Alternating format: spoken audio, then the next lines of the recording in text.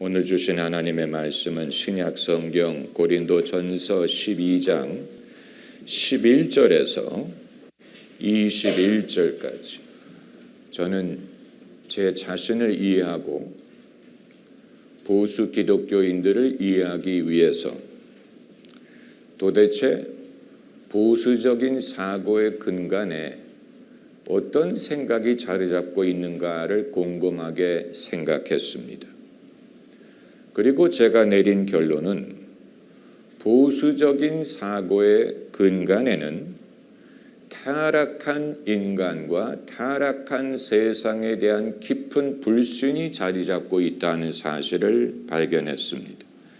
이 불신이 동시대적인 문화에 대한 불신으로 이어지고 그리고 그 불신이 인간에 대한 불신으로 이어집니다. 대중을 불신하고 동시대적인 문화를 신뢰할 수 없기 때문에 소수의 엘리트가 다수를 이끌어야 된다는 권위주의적인 사상이 어필을 하게 되는 것입니다.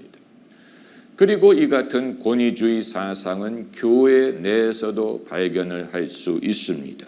천주교회든 개신교회든 신학적인 차이가 어떠하든 간에 결국 인간과 세상을 불신하는 그 불신 때문에 권위주의적인 리더십을 선호하는 한 천주교회든 개신교회든 구태의연한 모습을 벗어버릴 수가 없습니다. 여러분, 교회가 이 세상에 존재한 지 2000년이 됐어요. 2000년. 그러나 예수님이 말씀하시고 바라셨던 교회상을 아직 이루지 못했다고 봅니다. 오늘 본문 고린도전서 12장은 성령의 은사를 말하는 챕터입니다. 흔히 생각하기를 성령의 은사만큼 사람과 사람 간의 차이를 보여주는 것이 없다라고 생각하죠. 왜냐하면 다 똑같은 은사를 갖고 있는 것이 아니기 때문에 아무개는 방언을 하는데 나는 방언을 못하고 아무개는 병 고치는 은사가 있는데 죽었다 깨어나다 나는 병자를 어떻게 고치느냐. 성령의 은사를 말할 때 사람과 사람 간의 차이가 부각된다고 생각을 하기 쉽지만 오늘 본문에서 바울은 성령의 은사의 다양성을 말하면서 이 다양성 때문에 오히려 모든 성도에게 귀중한 역할이 있다라는 사실을 역설하고 있는 것입니다. 차이점이 있기 때문에 각 사람의 역할이 있다는 이 발상은 놀라운 것이고 기독교적인 것이고 주님이 꿈꾸시는 교회를 이루기 위해서 우리가 믿어야 되는 것입니다. 다시 말하면 예수를 믿는 사람 중에 중요하지 않은 사람은 아무도 없고 할 일이 없는 사람은 아무도 없고 모든 사람이 귀중하다라는 사실이 이러한 파격적인 사상은 그냥 충격적인 효과를 노리기 위해서 바울이 말한 것이 아니고 바울이 이 사실을 믿었기 때문에 말한 것입니다.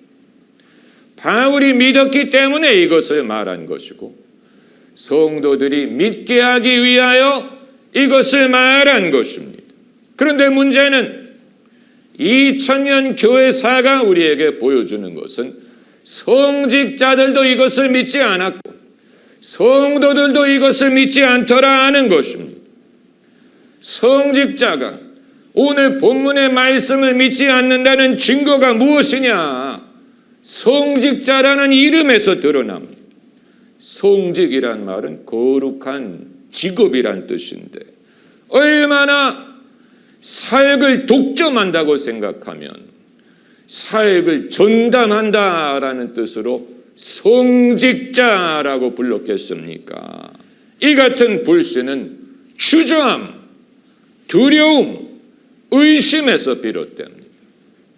이스라엘 백성이 애굽 나오기를 주저했던 것처럼 가나안 땅 들어가기를 주저했던 것처럼 이스라엘 군대가 골리앗과 싸우기를 주저했던 것처럼, 베드로가 물 위 걷기를 주저했던 것처럼 성도들은 자신의 역할에 대해서 주저하고 두려워합니다. 내가 설마 이 일을 할 수 있을까라고 생각합니다. 이 같은 불신을 깨뜨리는 길은 믿음을 갖는 것입니다. 당연하죠. 나 스스로는 할 수 없는데 하나님의 은혜로 말미암아 할 수 있다는 것을 믿는 것입니다. 그렇기 때문에 사도 바울이 성령을 말하는 챕터에서 각 사람의 역할에 대한 믿음을 역설하고 있는 것입니다. 성령이 그것을 가능하게 하신다라는 말을 하는 것입니다. 왜 기독교인은 그 반대로 성령의 은사를 말할수록 사람 간의 차이점을 강조하는지 알 수가 없어요. 나는 이 은사도 없고 저 은사도 없고 할 수 없다, 이 말을 하기 위한 것이 아니에요. 기묘한, 모든 지체가 기묘하다고 했습니다. 오랫동안 이 본문 말씀을 성도들이 실감하지 못했죠. 여러분 아마 실감하지 못하셨을 것입니다. 바울이 사람들 격려하기 위해서 이 말을 한 거라고 생각하셨을 거예요. 사람들 소외되지 말라고, 기분 좋으라고, 듣기 좋으라고 이 말을 한 것이지 별로 이 말씀에 비중을 두지 않으실 수 있을 것입니다. 여러분, 왜 우리가 기독교인이 본문의 말씀을 실감하지 못했느냐? 그 이유는 은사는 교회라는 맥락 안에 들어왔을 때만이 발굴할 수 있기 때문. 할렐루야. 저를 보시기 바랍니다. 지체가 몸에 붙어 있어야죠. 손이든 발이든 코든 장기든 몸에 붙어 있어야 저를 바라보세요.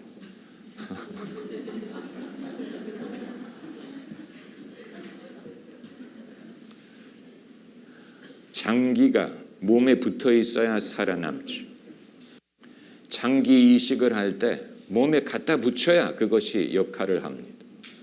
손가락이 떨어졌을 때 그것을 얼음 속에 간직했다가 다시 붙일 수 있습니다. 다시 붙이면 잘라진 손가락이 살아납니다. 지체는 몸에 붙어 있을 때 그 역할이 살아납니다. 성도도 마찬가지.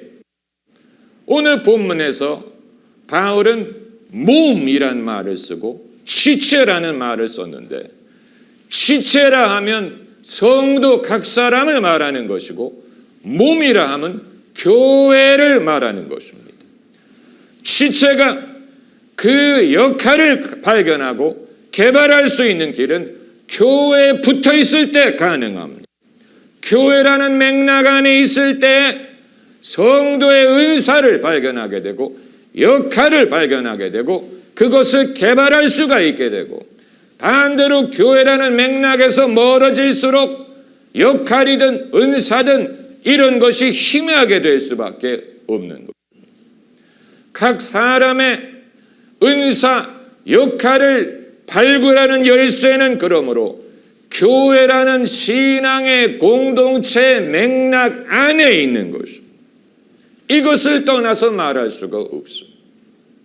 제가 여러분에게 말씀드리고자 하는 것은, 여러분이 그동안 신앙생활 하시면서 수십 년 교회를 다니시고 열심을 내고 헌신을 하셨더라도 아마 이 성직자와 평신도로 양분화된 교회 구조 속에서는 여러분의 은사를 시원하게 다 발굴하지 못하셨을 거예요.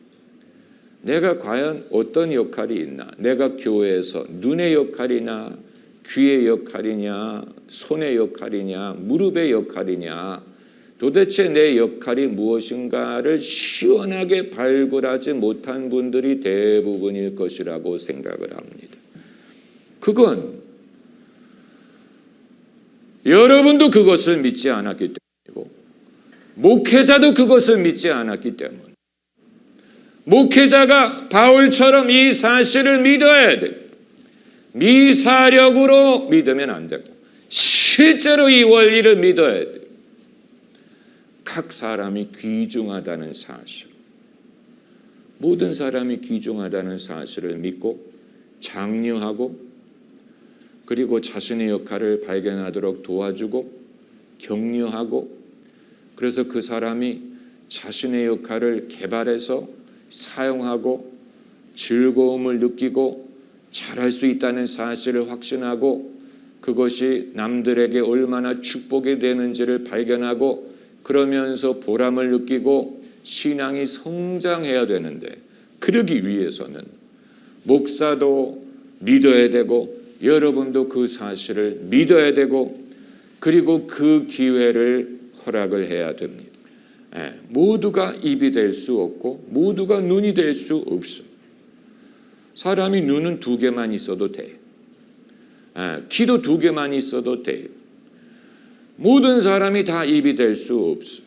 모든 사람이 다 입이 돼 보세요. 얼마나 시끄럽겠어요.